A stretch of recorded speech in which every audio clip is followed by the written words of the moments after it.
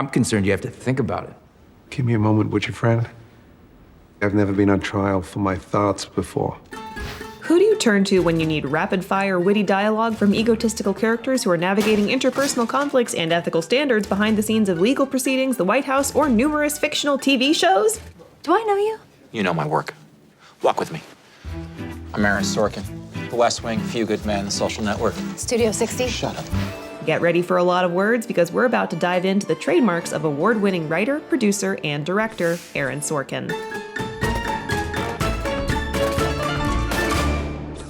As a former playwright and once aspiring actor, Aaron Sorkin is perhaps best known for his rhythmic, fast-paced dialogue. In his scripts, characters talk a lot and sometimes over one another to build to a climactic finish. Your Honor, you doctored the logbook. Damn it, Kathy! You coerced the doctor. Consider yourself in contempt. Somebody poked him a little to see. He died, CJ. Well, okay, then I shouldn't have made a joke. I'm almost certain he's dead. Sam? You don't need me, you need a publicist. No, I need a lawyer. As a result, the dense 162-page Academy Award-winning script of The Social Network should have been closer to having a runtime of 2 hours and 42 minutes. But thanks to the speed at which the characters spoke, the real runtime of the film was exactly 2 hours. Thankfully, the audience is able to keep up with everything because of Sorkin's rhythmic, almost musical cadence, where characters will often repeat certain words or phrases. What? You asked me which one was the easiest to get into because you think that that's the one where I'll have the best chance. The one that's the easiest to get into would be the one where anybody has the best chance. You didn't ask me which one was the best one, you asked me which one was the easiest one. And to enhance that rhythmic, fast-paced dialogue, Sorkin puts his words up on their feet in his trademark walk and talk. Because my mouth is full. I didn't want my mouth to be full. Let me start from the beginning. What the hell is the matter with you? Characters have words to say and places to be, whether it's down a hallway, maybe into a room or two, and then back out into another hallway that extends into oblivion. Do we just go in a circle? Conversations during scenes often ping-pong back and forth throughout various timelines. In the trial of the Chicago 7, we hear about key moments in the protest from differing viewpoints that also occur at different times. You have the actual event, witnesses recounting the events in court, and Abby Hoffman on stage talking about the event. All these moments intersect and combine to help tell one fluid, chaotic story. Take the helm!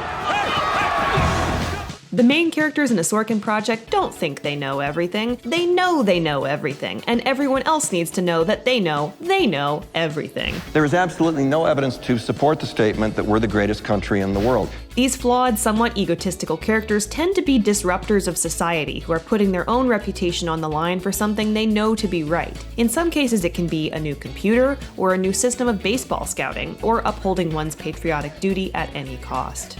But it's not like they actually think they are God. I am God.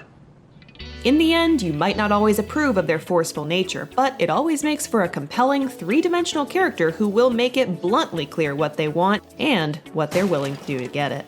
Because I'm not coming back for 30%. I'm coming back for everything. Characters in Sorkin's dramas need to make decisions quickly, and these decisions are often debated intensely. So naturally, a perfect setting would be a high-pressure environment like a courtroom, or a heavily political atmosphere like the White House, or behind the scenes of a TV show. The humble snorter went straight to the slips, and obviously the snatch was lower than it ordinarily is. Yes. I'm getting to the bottom of this. Real-life events serve as fertile ground for storytelling. Sorkin has enhanced and adapted true stories several times with his natural flair for captivating dialogue, whether he's focusing on a US Texas congressman, the general manager of the Oakland A's, or human cyborg Mark Zuckerberg. So why is Sorkin so attracted to these stories? It was a sin. I've committed many sins. Have I displeased you, you feckless thug? He's a theater fanboy who's often said he's drawn to universal themes with a story structure that can be traced back to Aristotle and Shakespeare.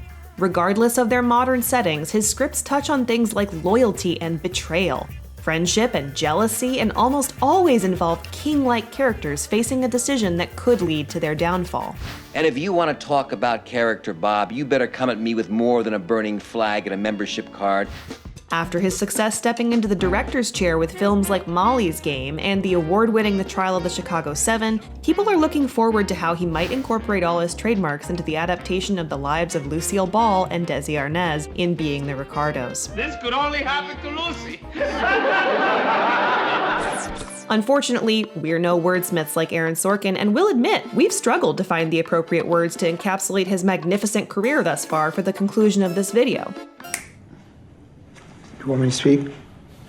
We're not pointing you yet. So we'll end with this. Aaron Sorkin. You make the words good in the movies, and we like looking at your movies and listening to them too. Love IMDb. I nailed it, right? You want answers! I want the truth! You can't handle the truth!